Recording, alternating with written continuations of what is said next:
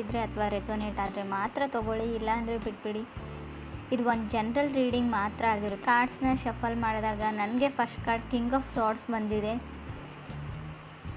First card king of ಸಾರ್ಡ್ಸ್ ಬಂದಿರೋದ್ರಿಂದ so ಏನೋ plan ಇದೆ, ಯಾವುದನ್ನು ಎಕ್ಸಿಕ್ಯೂಟ್ ಮಾಡಬೇಕು ನೀವು, ನಿಮ್ಮ ಪಾರ್ಟ್ನರು. ಸೊ ಲಾಯರ್ಸ್ನ ಕನ್ಸಲ್ಟ್ ಮಾಡ್ತಿರೋ, ಸೊ ಬಿಗ್ ಡೀಲ್ ಅಂತ ಹೇಳ್ಬೋದು. ಯಾವುದಾದ್ರೂ ನಿಮ್ಮದು ಕೋರ್ಟ್ ಅಥವಾ ಕಚೇರಿಗೆ ಸಂಬಂಧಪಟ್ಟಿದ್ದ ಕೆಲಸ ಆಗಿರ್ಬೋದು. But king of swords first card ಬಂದಿರೋದ್ರಿಂದ ಮೇ ಬಿ ಮ್ಯಾಟರು ನಿಮ್ಮ ಯಂಗರ್ ಸಿಬ್ಲಿಂಗ್ಸ್ದಿರ್ಬೋದು ಅಥವಾ ಎನ್ವೈರ್ಮೆಂಟಿಗೆ ನಿಮ್ಮನ್ನು ನೀವು ಅಡಾಪ್ಟ್ ಮಾಡ್ಕೊಳ್ದಿರ್ಬೋದು. ಹೊಂದಾಣಿಕೆ ಕಮ್ಮಿ ಅಂತ ಹೇಳ್ತಾ ಇದೆ. ಸೊ ಎಲ್ಲಿಗಾದರೂ ಟ್ರಾವೆಲ್ ಮಾಡಿದ್ರು, ಒಕೇಶನ್ಗೆ ಹೋಗಿದ್ರು, ಸ್ವಲ್ಪ ಹಣಕಾಸಿನ ಬಗ್ಗೆ ನೀವು ಸ್ವಲ್ಪ ಸ್ಟ್ರಿಕ್ಟಾಗಿರಬೇಕು ಅಂತ ಹೇಳುತ್ತೆ. ಹಾಗೆ ಯಾವುದಾದ್ರೂ ವಸ್ತುಗಳು ಕಳೆದೋಗಿರ್ಬೋದು, ಸ್ಪೆಷಲಿ ದುಡ್ಡಿನ ಬಗ್ಗೆ ಜೋಪಾನವಾಗಿರಿ ಅಂತ ಕಾರ್ಡ್ ಹೇಳುತ್ತೆ ಕಿಂಗ್ ಆಫ್ ಸಾರ್ಡ್ಸ್ ಇರೋದ್ರಿಂದ. ನೀವು ಅಥವಾ ನಿಮ್ಮ ಪಾರ್ಟ್ನರ್ ಇಬ್ಬರಲ್ಲಿ ಯಾರ್ದಾದ್ರೂ ವಸ್ತು ಕಳೆದೋಗುವಂಥ ಚಾನ್ಸಸ್ ಇದೆ ಅಥವಾ ಆಲ್ರೆಡಿ ಕಳೆದೋಗಿದೆ, ಸಿಗ್ತಾ ಇಲ್ಲ ಅಂತ ಕೂಡ ಹೇಳ್ಬೋದು ರೀಡಿಂಗ್ ಪ್ರಕಾರ. ಸೆಕೆಂಡ್ ಕಾರ್ಡ್ ನನಗೆ 2 ಆಫ್ ಪೆಂಟಿಕಲ್ಸ್ ಬಂದಿದೆ. ಸೊ ಕೆಲವರು ಮನಿನ ಇನ್ವೆಸ್ಟ್ ಮಾಡ್ತಾ ಇದ್ದೀರಾ, ಹಣನ ಬಿಸ್ನೆಸ್ ಪಾರ್ಟ್ನರ್ಶಿಪ್ಪಲ್ಲಿ ಬಿಸ್ನೆಸ್ ಮಾಡ್ತಾ ಇದ್ದೀರಾ. ಸೊ ಮೇ ಬಿ ಕೆಲವ್ರಿಗೆ ಲಾಸ್ ಆಗ್ಬೋದು ಅಂತಲೇ ನಾನು ಹೇಳ್ತೀನಿ. ನಿಮ್ಮ ಪಾರ್ಟ್ನರ್ ನಿಮ್ಗೆ ಹೇಳ್ಬೋದು, ಬ್ಯಾಡ್ ನ್ಯೂಸ್ ಅಂತ ಹೇಳ್ಬೋದು, ಬಟ್ ಅವ್ರು ಸಾರಿ ಅಂತ ಹೇಳ್ಬೋದು. ಸಣ್ಣ ಪುಟ್ಟ ಮಿಸ್ಟೇಕ್ಸ್ ಎಲ್ರಿಗೂ ಆಗುತ್ತೆ. ಬಟ್ 2 ಆಫ್ ಪೆಂಟಿಕಲ್ಸ್ ನಾನು ಆಗಲೇ ಹೇಳಿದೆ, ಹಣಕಾಸಿನ ವಿಚಾರದಲ್ಲಿ ನೀವು ಸ್ವಲ್ಪ ಸ್ಟ್ರಿಕ್ಟಾಗಿರಬೇಕು. ಇಲ್ಲ ಅಂದರೆ ಹಣ ಪೋಲಾಗುತ್ತೆ, ಕಳೆದೋಗುತ್ತೆ. ಒಟ್ಟಿನಲ್ಲಿ ಹಣಕಾಸಿನ ಬಗ್ಗೆ ನಾನು ತುಂಬ ಕೇರ್ಫುಲ್ ಆಗಿರಿ ಅಂತಲೇ ಹೇಳ್ತೀನಿ. ಇದು ನೀವು ನಿಮ್ಮ ಪಾರ್ಟ್ನರ್ಗೆ ಏನಾದರೂ ಎಕ್ಸ್ಪೆನ್ಸಿವ್ ಗಿಫ್ಟ್ನ ಪರ್ಚೇಸ್ ಮಾಡಿ ಕೊಡೋದ್ರಲ್ಲಾಗಿರ್ಬೋದು, ಅಥವಾ ಅವ್ರು ಏನಾದರೂ ಅದನ್ನು ಕಳ್ಕೊಳ್ಳೋದು ಅಥವಾ ಬೀಳಿಸೋದು, ಸಮಥಿಂಗ್ ಲಾಸ್ ಅಂತ ಹೇಳುತ್ತೆ ಕಾರ್ಡು. ಥರ್ಡ್ ಕಾರ್ಡ್ ನನಗೆ 10 ಆಫ್ ವಾಂಡ್ಸ್ ಬಂದಿದೆ. ಸೊ ತುಂಬ ರೆಸ್ಪಾನ್ಸಿಬಿಲಿಟೀಸ್ ಇದೆ ನಿಮಗೋ ನಿಮ್ಮ ಪಾರ್ಟ್ನರ್ಗೋ ಇತ್ತೀಚೆಗೆ ಅಂತ ಹೇಳುತ್ತೆ. ಸೊ ಫಿನಿಶಿಂಗ್ ಏನೋ ಒಂದು ಫ್ಯಾಮ್ಲಿಯಲ್ಲಿ ಯಾವುದೋ ಒಂದು ಕರ್ತವ್ಯ ರೆಸ್ಪಾನ್ಸಿಬಿಲಿಟೀಸ್ನ ಮುಗಿಸ್ತಾ ಇರ್ತಾರೆ, ಇನ್ನೊಂದು ಬಂದುಬಿಡುತ್ತೆ ಅವರಿಗೆ. ತುಂಬ ರೆಸ್ಪಾನ್ಸಿಬಿಲಿಟೀಸ್, ತುಂಬ ಬರ್ಡನ್ನು, ಫ್ಯಾಮ್ಲಿ ಡ್ರಾಮಾ ಅಂತ ಹೇಳ್ತೀವಿ 10 ಆಫ್ ಕಾರ್ಡ್ಸ್ ಬಂದರೂ ಕೂಡ. ಮನೆಯಲ್ಲಿ ಯಾವಾಗಲೂ ಏನಾದರೂ ಡ್ರಾಮಾ ನಡೀತಾ ಇರುತ್ತೆ, ಫೈಟ್ಸ್ ನಡೀತಾ ಇರುತ್ತೆ, ಮನಸ್ತಾಪಗಳಿರುತ್ತೆ ಅಂತ ಕೂಡ ಕಾರ್ಡ್ ಹೇಳುತ್ತೆ. ಫೋರ್ತ್ ಕಾರ್ಡ್ ನನಗೆ ಕಿಂಗ್ ಆಫ್ ಪೆಂಟಿಕಲ್ಸ್ ಬಂದಿದೆ. So may be king of pentacles ಇರೋದ್ರಿಂದ ಎಷ್ಟೇ ರೆಸ್ಪಾನ್ಸಿಬಿಲಿಟೀಸ್ ಇರಲಿ, ಲೈಫಲ್ಲಿ ಏನೇ ಆಗಿರಲಿ, ನಿಮ್ಮ ಪಾರ್ಟ್ನರ್ ಮೋಸ ಮಾಡಲಿ ಅಥವಾ ಏನೇ ಆಗಿರಲಿ, ನಿಮ್ಮ ಲೈಫ್ನ ನೀವು ಎಂಜಾಯ್ ಮಾಡೋದನ್ನು ಮರಿಬೇಡಿ ಅಂತ ಕಿಂಗ್ ಆಫ್ ಪೆಂಟಿಕಲ್ಸ್ ಹೇಳ್ತಾ ಇದೆ. ಕಿಂಗ್ ಆಫ್ ಪೆಂಟಿಕಲ್ಸ್ ನಿಮ್ಮ ತಂದೆ ಸ್ಥಾನದಲ್ಲಿರೋ ವ್ಯಕ್ತಿ ಆಗಿರ್ಬೋದು. ಈ ರೀಡಿಂಗಲ್ಲಿ ನೀವು ಆಗಿಲ್ಲ ಅಂತ ಹೇಳ್ತೀನಿ. ಮೇ ಬಿ ತುಂಬ ಜವಾಬ್ದಾರಿ ಇದೆ ನಿಮ್ಮ ತಂದೆಗೋ ನಿಮಗೋ, ಮನೇನ ನಿಭಾಯಿಸ್ಕೊಂಡು ಹೋಗ್ತಾ ಇದ್ದೀರಾ ಅಂತ ಹೇಳ್ಬೋದು. ಫಿಫ್ತ್ ಕಾರ್ಡ್ ಜಡ್ಜ್ಮೆಂಟ್ ಕಾರ್ಡ್ ಬಂದಿದೆ. ಸೊ ಯಾರಾದರೂ ನೀವು ಡಿವೋರ್ಸ್ಗೆ ಅಪ್ಲೈ ಮಾಡಿದರೆ, ಡಿವೋರ್ಸ್ ತೊಗೊಳ್ಬೇಕು ಅಂತ ಅಂದ್ಕೊಂಡಿದ್ರೆ, ಸೊ ನಿಮಗೆ ಡಿವೋರ್ಸ್ ಸಿಗುತ್ತೆ ಅಂತ ಜಡ್ಜ್ಮೆಂಟ್ ಕಾರ್ಡ್ ಹೇಳ್ತಾ ಇದೆ. ಸೊ ಏನಾದರೂ ಮಾಡಬೇಕು, ಟೈಮ್ ಟು ಟೇಕ್ ಆ್ಯಕ್ಷನ್ ಅಂತ ಹೇಳುತ್ತೆ card judgement card. Do or die ಆಗಿರಲಿ, ಏನೇ ಆಗಿರಲಿ, ಎಷ್ಟೇ ರಿಸ್ಕ್ ಇರಲಿ,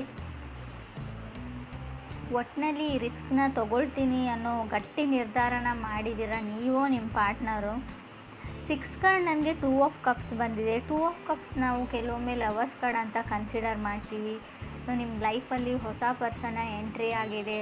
ಸೊ ತುಂಬ ಬೇಬಿ ಸ್ಟೆಪ್ಸ್ ಸ್ಟಾರ್ಟಿಂಗ್ ಇದೆ, ಫಾಲಿಂಗ್ ಇನ್ ಲವ್ ಅಂತ ಹೇಳ್ತೀವಿ. ಸೊ ತುಂಬ ಕಲಿತಾ ಇದ್ದೀರಾ, ನೀವು ನಿಮ್ಮ ಪಾರ್ಟ್ನರಿಂದ ಕಲಿತಾ ಇದ್ದಾರೆ, ನಿಮ್ಮ ಪಾರ್ಟ್ನರ್ ನಿಮ್ಮಿಂದ ಕಲಿತಾ ಇದ್ದಾರೆ. ಅಂಡರ್ಸ್ಟ್ಯಾಂಡಿಂಗ್ ಇದೆ. ಸೊ ತುಂಬ ಕ್ಯೂಟ್ ಆಗಿರೋ ಲವ್ ಸ್ಟೋರಿ ಅಂತ ಹೇಳ್ಬೋದು 2 ಆಫ್ ಕಪ್ಸ್ ಇರೋದ್ರಿಂದ. 7th ಕಾರ್ಡ್ ನನಗೆ ಪೇಜ್ ಆಫ್ ಪೆಂಟಿಕಲ್ಸ್ ಬಂದಿದೆ. ಸೊ ಪೇಜ್ ಆಫ್ ಪೆಂಟಿಕಲ್ಸ್ ನಿಮ್ಮನ್ನು ಯಾರೋ ಕಾರ್ನರ್ ಮಾಡ್ತಾ ಇದ್ದಾರೆ. ನೀವು ಸ್ಕೂಲ್ಗೆ ಹೋಗ್ತಾ ಇದ್ದರೆ, ಕಾಲೇಜಸ್ಸಲ್ಲಿದ್ದರೆ ಅಥವಾ ಆಫೀಸಲ್ಲಿದ್ದರೂ ಕೂಡ ನಿಮ್ಮನ್ನು ಒಂಟಿಯಾಗಿ ಮಾಡೋಕ್ಕೆ ಟ್ರೈ ಮಾಡ್ತಾ ಇದ್ದಾರೆ. ಅವ್ರದ್ದೇ ಒಂದು ಗ್ರೂಪು, ನೀವು ಒಬ್ಬರೇ ಇರ್ತೀರ, ಯಾರೂ ಮಾತಾಡಲ್ಲ, ಜನ ನಿಮ್ಮನ್ನು ಟೀಸ್ ಮಾಡ್ತಾರೆ, ಅವಮಾನ ಮಾಡ್ತಾರೆ. ಕೆಲವರು ಆ ಥರ ಸಿಚುವೇಶನಲ್ಲಿದ್ದೀರಾ. ಸೊ ತುಂಬ ಕಷ್ಟ ಆಗ್ತಾ ಇದೆ, ಚಾಲೆಂಜ್ ಅಂತ ಅನ್ನಿಸ್ತಾ ಇದೆ ಕೆಲವ್ರಿಗೆ ಇಲ್ಲಿ ಅವ್ರ ಫೀಲಿಂಗ್ಸ್ನ ಎಕ್ಸ್ಪ್ರೆಸ್ ಮಾಡ್ಕೊಳ್ಳೋದ್ರಲ್ಲಿ. ಸೊ ನಿಮ್ಗೆ ಯಾರೋ ಇಷ್ಟ, ಅವ್ರು ಬೇರೆ ಕಡೆ ಒಂದು ಗ್ರೂಪಲ್ಲಿ ಇರ್ತಾರೆ ಅಥವಾ ನೀವು ಒಂದು ಕಡೆ ಗ್ರೂಪಲ್ಲಿದ್ದೀರಾ, ಅವ್ರು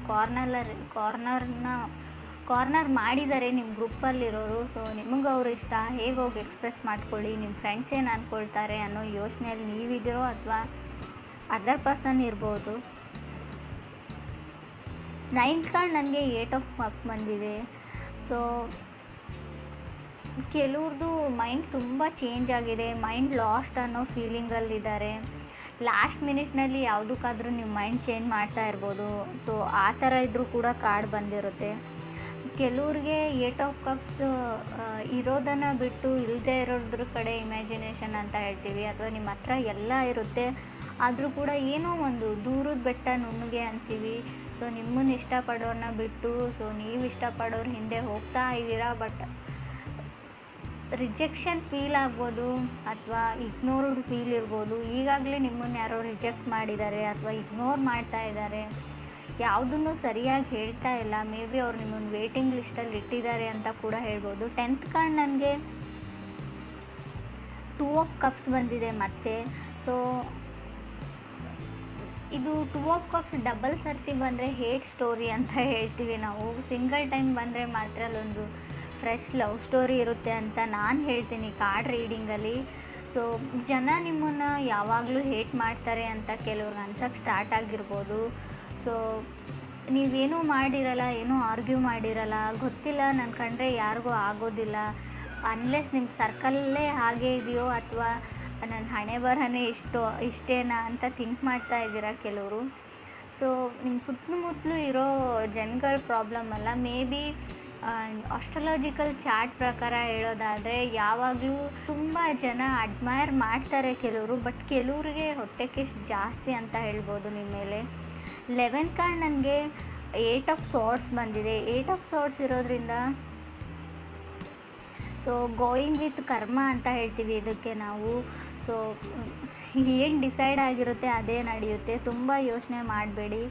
ಸೊ ಏನೇ ಒಂದು ಕೆಲಸ ಇರಲಿ ಆನ್ ಟೈಮಲ್ಲಿ ಫಿನಿಷ್ ಮಾಡೋಕ್ಕೆ ಟ್ರೈ ಮಾಡಿ.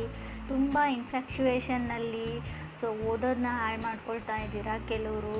ಸೊ ಏನು ಕೆಲಸದ ಕಡೆ ಗಮನ ಕೊಡೋಕ್ಕಾಗ್ತಾ ಇಲ್ಲ ಕೆಲವ್ರಿಗೆ. ಯಾರ ಮೇಲೂ ಹೆವಿ ಲವ್ ಆಗಿದೆ, ನಿಮಗೆ ಅದರ್ ಪರ್ಸನ್ ಮೇಲೆ ಆಗಿದೆಯೋ ಅದರ್ ಪರ್ಸನ್ಗೆ ನಿಮ್ಮ ಮೇಲೆ ಆಗಿದೆಯೋ, ಯಾವಾಗಲೂ ಅವ್ರ ಬಗ್ಗೆನೇ ಯೋಚನೆ ಮಾಡ್ತೀರಾ ನೀವು.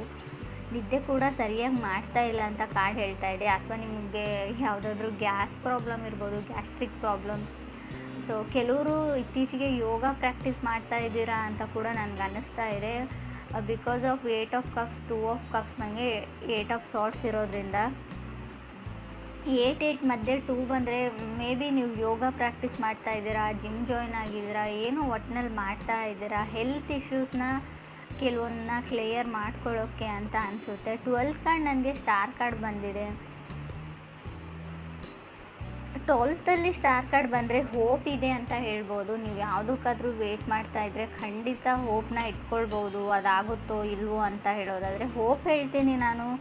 ಸೊ ಟೈಮ್ ತೊಗೊಳ್ಬೋದು, ಖಂಡಿತವಾಗ್ಲೂ ಅದಾಗೋದಿಲ್ಲ ಅಂತ ಹೇಳಲ್ಲ, ಆಗುತ್ತೆ. ಬಟ್ ಅಷ್ಟೊಂದು ಟೈಮ್ ನೀವು ಇನ್ವೆಸ್ಟ್ ಮಾಡೋಕ್ಕೆ ರೆಡಿ ಇದ್ದರೆ ಓಕೆ, ಅವ್ರಿಗೋಸ್ಕರ ಕಾಯ್ತೀನಿ ಅಂದರೆ ಓಕೆ. ಬಟ್ ತುಂಬ ಚಾಲೆಂಜಸ್ ಬರುತ್ತೆ. ಲಾಸ್ಟಲ್ಲಿ ಸ್ಟಾರ್ ಕಾರ್ಡ್ ಬಂದರೆ ತುಂಬ ಚಾಲೆಂಜಸ್.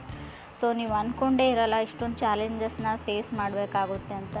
ಸೊ ಇಡೀ ಲೈಫ್ ಲಾಂಗ್ ಕೂಡ ಕೆಲವರು ತಗಲ್ಬೋದು ಅಂತ ಕೂಡ ಕಾರ್ಡ್ ಹೇಳುತ್ತೆ.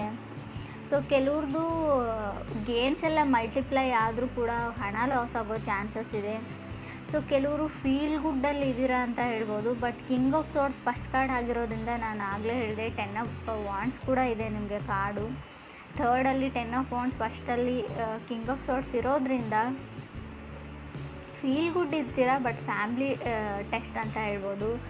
ನೀವು ಫ್ಯಾಮ್ಲಿನ ಟೆಸ್ಟ್ ಮಾಡ್ತಿರೋ ಅಥವಾ ಯೂನಿವರ್ಸ್ ನಿಮ್ಮ ಫ್ಯಾಮ್ಲಿನ ಟೆಸ್ಟಲ್ಲಿ ಇಡುತ್ತೋ ಗೊತ್ತಿಲ್ಲ.